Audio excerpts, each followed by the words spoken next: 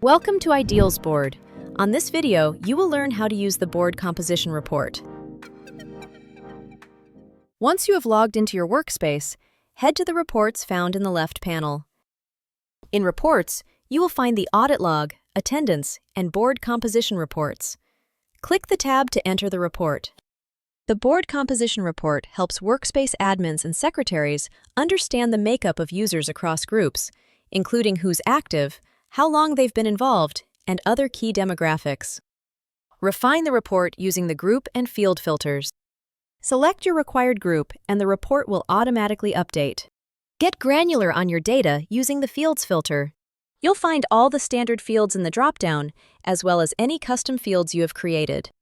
For a more visual representation, click Chart in the top right toggle to change view.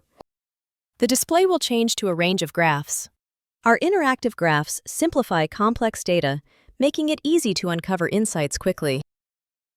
To share the report or read offline, export your reports straight to your computer. And now you know how to use and refine the board composition report.